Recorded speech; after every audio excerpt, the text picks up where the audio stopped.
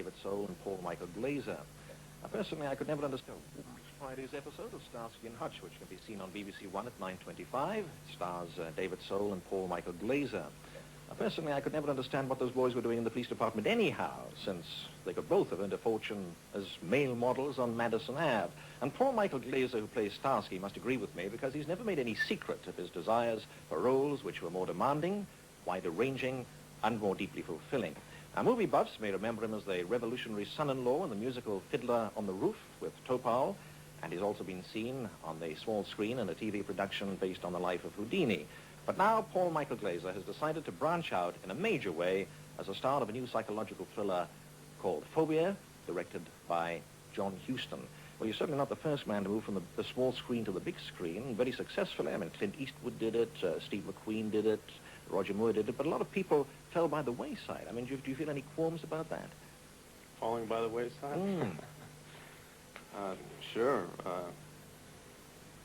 I don't know how seriously I feel qualms about falling by the wayside. You got to fall to get up again. But you see, what I'm getting at is that most people, most actors would give their eye teeth for a part like Starsky. And I get the impression that almost from the beginning, you treated it almost flippantly. Well, I had...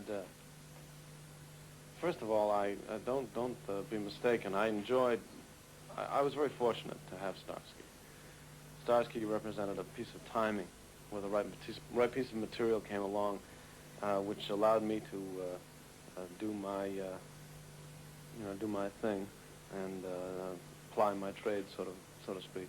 But when you say do your thing, sorry to come in on you there, Paul, but when I say do your thing, I mean, obviously a lot of that depended on this relationship between you and the other character, David Soul. I mean, how much freedom did you have with the character? Oh, I had a lot of freedom. When I first read the script, I said to myself, oh, well, here's an opportunity to play a police officer the way I'd like to play him and the way I imagine nobody's ever seen him played. And then working with David allowed me perfect chemistry, the timing, the opportunity to bounce off somebody else. So you did have this rapport off the set as well as on, did you? You got on well together? Yeah, we're very close. We don't see each other that much now. You know, you spend that many hours, about 14 to 16 hours a day and 5 days a week, 9 months a year together.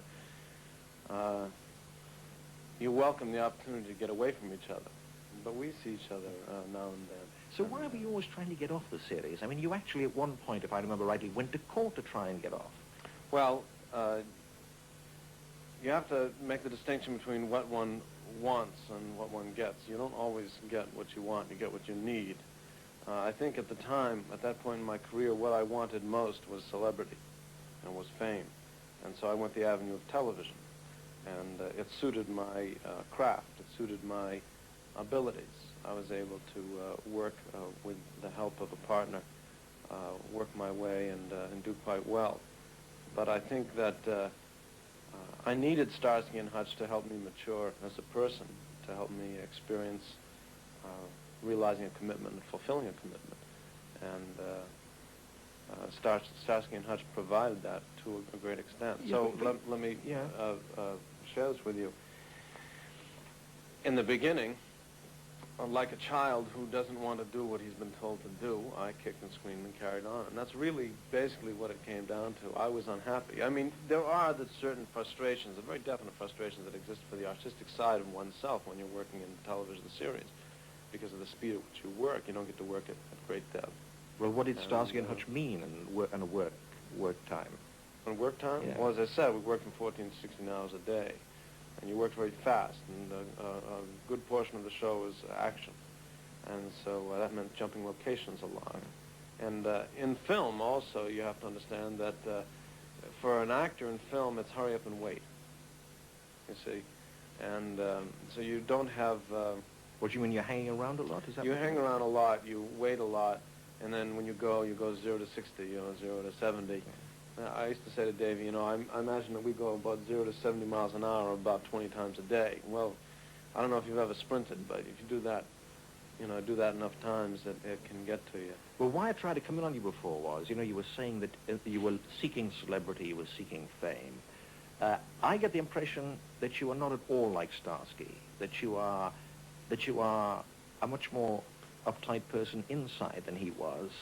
And I know that you have consciously pulled out of the star lifestyle. I know that. And yet all your life has been geared to being an actor. I mean, you studied it at university. So what did the kind of fame that you got in that series do to you?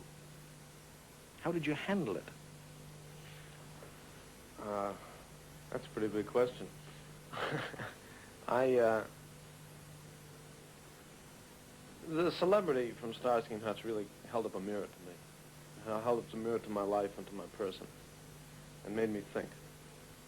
Made me take a lot more responsibility for my actions as a person.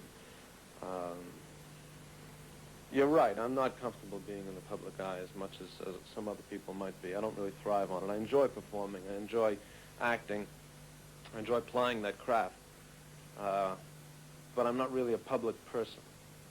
I enjoy my time to myself. I enjoy being off by myself or with a few friends in the woods. I haven't been in the television studio in a long time. I'm even nervous sitting here talking to you with that good old red light.